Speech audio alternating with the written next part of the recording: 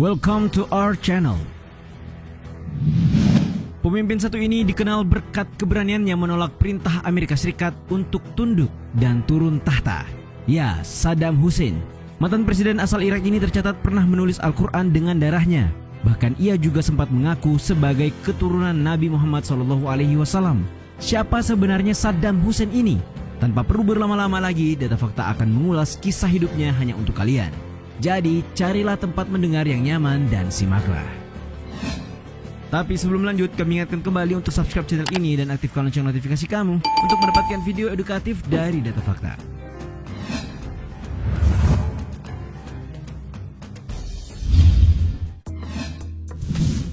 Anak yang tak diharapkan. Saddam Hussein Abdul Al-Majid Al-Tikriti atau dikenal sebagai Saddam Hussein lahir pada 28 April 1937 di desa Al-Awja, bagian Irak Utara. Ayahnya Hussein Abdul Al-Majid meninggal saat Saddam masih dalam kandungan. Tidak berselang lama, kakaknya yang baru berusia 12 tahun juga meninggal dunia. Ibunya bernama Soba menjadi depresi melihat kematian anak dan suaminya. Karena itu ibunya berniat menggugurkan Saddam, namun keinginan itu berhasil dicegah oleh tetangganya yang seorang Yahudi. Lantaran ibunya mengalami depresi, sang paman Khairullah Talfam Salat mengambil alih pengasuhan bayi Saddam Hussein saat ia lahir. 3 tahun kemudian ia dikembalikan ke keluarganya. Saat itu ibunya telah menikah lagi dengan Ibrahim Al-Hasan. Mirisnya, ayah tirinya itu selalu memperlakukannya dengan kasar.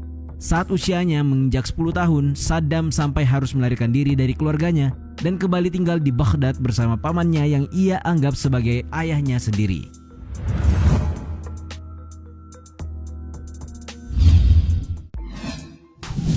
Masuk partai usia 20 tahun.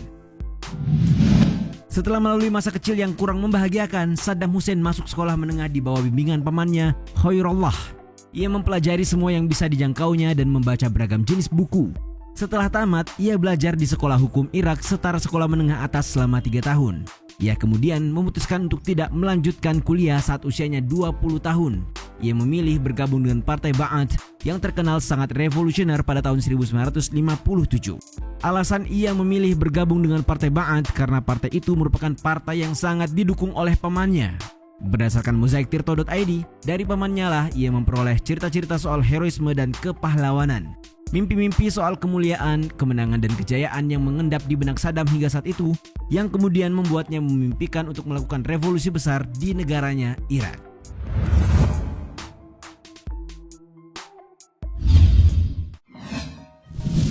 Dipenjara dan melarikan diri. Tahukah kalian, semula nama Saddam tidaklah dikenal oleh khalayak ramai. Namun sejak tahun 1959, saat ia terlibat dalam rencana kasus pembunuhan Perdana Menteri Irak Abdul Karim Qasim, ia malah tertembak dan membuatnya harus melarikan diri menuju Suriah. Nah, kejadian itu membentuk citranya menjadi populer di masyarakat Irak. Dari pelariannya di Suriah, ia menuju ke Mesir dan melanjutkan studinya di Universitas Kairo tahun 1962 sampai 1963. Kemudian melanjutkan kuliah magister hukumnya di Universitas Baghdad, dan pada saat itu partainya Ba'ath berhasil mengkudeta kekuasaan Qasim di bulan Februari 1963. Ya, tapi itu tidak berlangsung lama. Setelah Abdul Salam Arif ditunjuk menjadi presiden Irak, partai Ba'ath terpecah menjadi 2 kubu karena konflik internal. Kubu Abdul Salam Arif pada November 1963 malah melancarkan serangan mendadak dengan membubarkan dan menangkap para pengurus partai Ba'ath yang bertentangan dengannya. Ya, pada peristiwa penangkapan itu, Saddam juga turut ditangkap dan dipenjara sejak Oktober 1964. Tetapi belum genap menjalani hukuman 2 tahun penjara, Saddam berhasil melarikan diri pada tahun 1966.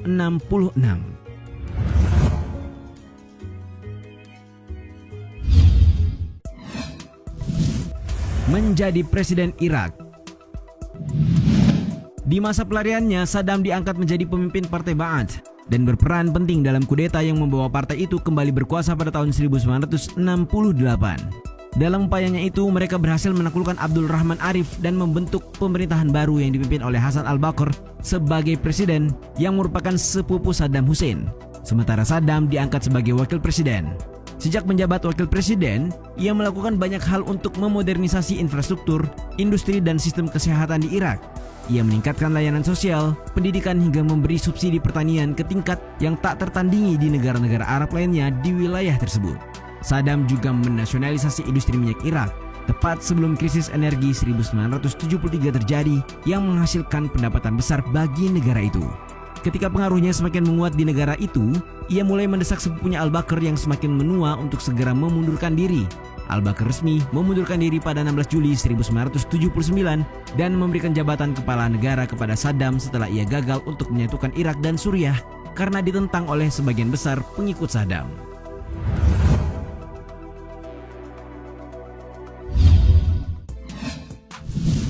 Menulis Al-Quran dengan darahnya.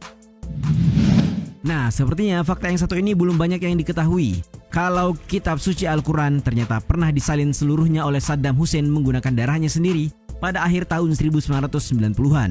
Dilansir dari whatculture.com, selama 2 tahun Saddam mengumpulkan darahnya sekitar 50 hingga 57 liter untuk kemudian digunakan dalam upaya menyalin 336.000 kata atau lebih dari 6.000 ayat suci Al-Quran.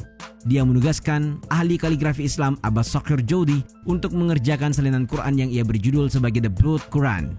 Mengenai itu, ia kemudian menjelaskan alasannya melakukannya dengan mengatakan, "Hidupku penuh dengan bahaya, di mana aku semestinya kehilangan banyak darah. Tetapi karena aku hanya mengeluarkan sedikit darahku, aku pun meminta seseorang untuk menuliskan firman Tuhan dengan darahku sebagai ucapan rasa syukur." Menurut laporan Tempo.co diketahui bahwa Al-Quran itu saat ini berada di ruangan yang memiliki 3 pintu di sebuah masjid Al-Baghdad. Bahkan ketiga pintu itu dikunci dan kuncinya dipegang oleh 3 orang yang berbeda.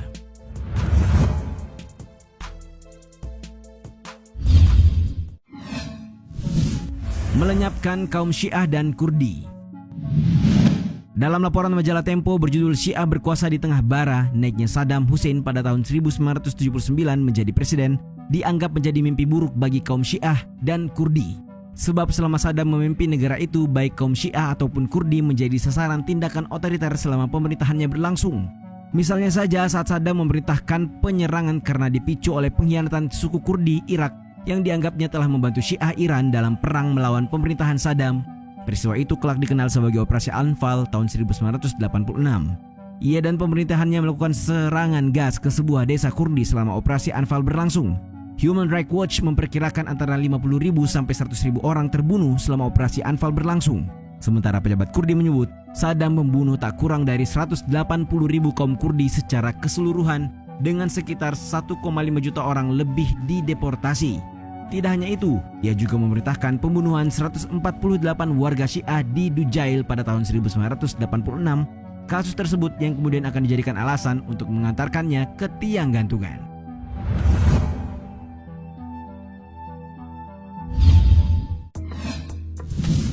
Dihukum gantung. Peristiwa berdarah yang dilakukan Saddam kepada warganya membuat pihak Amerika Serikat turun tangan dalam upaya menggulingkan pemerintahan Saddam. Awalnya ia disuruh untuk menanggalkan jabatannya, tetapi menolak mentah-mentah dan membuat Amerika Serikat melakukan invasi ke negaranya. Ia diburu selama 8 bulan dan ditemukan bersembunyi di rumah pertanian dekat Tikrit pada Desember 2003. Ia ditahan dan diserahkan kepada pihak berwenang Irak agar segera diadili. Pengadilan Irak menuntutnya atas dugaan pembunuhan kaum Syiah dan Kurdi di masa kepemimpinannya.